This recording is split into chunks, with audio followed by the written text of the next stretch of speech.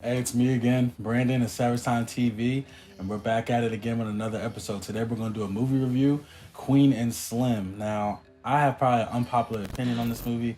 I definitely think that I would give it a 6 out of 10. I wouldn't really give it a, a great review, a really great grade, and I'm going to go over that.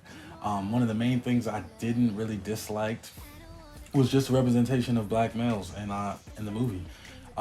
Slim, his character was very timid. Uh, he wasn't very just not a strong character. He wasn't very smart.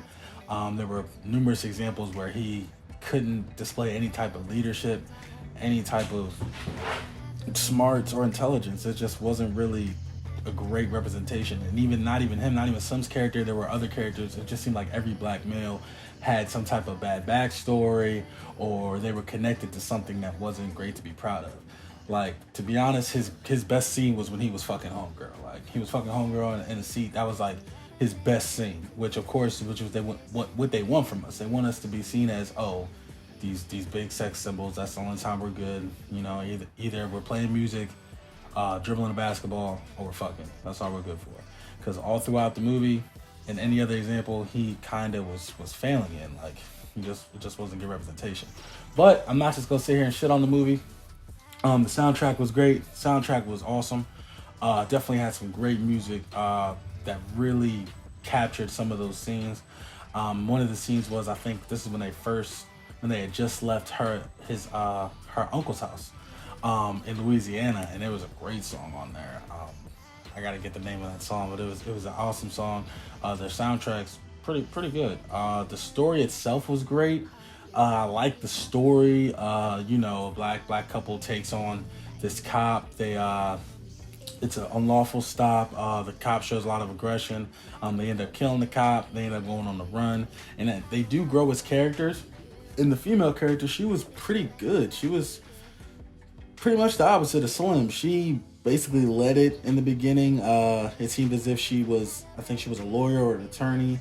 He wasn't really working that popular of a job or a high paying job.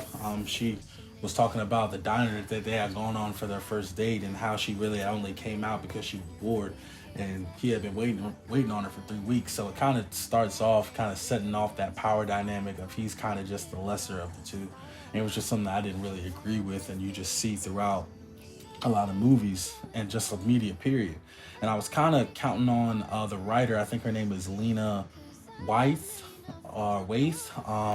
I don't want to mess up her name, but when I saw her in an interview with the Breakfast Club, shout out to the Breakfast Club, was she was just talking about how this was the blackest movie and how it was just showing our everyday experiences and how we could really relate to it. And I was like, well, for one, you don't even have African Americans playing the main character's group. I'm pretty sure Queen and Slim, they're both British American, or they're not even British American. Maybe I think they're just British. So they're not even really African American male and women that are supposed to represent us as a whole in this blackest of the black movies that came out, like how they're portraying it. And then on top of that, just a side note, Homegirl doesn't even like black dudes in real life. I'm pretty sure she's with a white guy. Just saying. It's just a lot more details to this movie than what was being portrayed, because it was being put out like it was just this great black love story, just like like a generational thing. And I just was like, I don't know about that. I wouldn't be so quick to say that. So that's my review on the Queen and Slim movie. Like I said, great soundtrack, great plot, great storyline, but the representation of black males was just off. As it continues to be, we were just shown in a bad light. And even a little excerpt, there's a little boy in there in that movie, and if you guys have seen it, he goes on to do a pretty heinous crime to another black male, and it was pretty disturbing, and it just didn't seem like we had any positive representation. But if you want to still go see the movie, I think you really should. It's a great storyline, great plot, but as a black male, I just think that you might have a little trouble watching it. But this is Savage Time TV. You can follow us on Instagram, Facebook. You can follow me on my personals at Monsa Brand on Instagram. We're also on YouTube. And that's it for this. See you guys next time.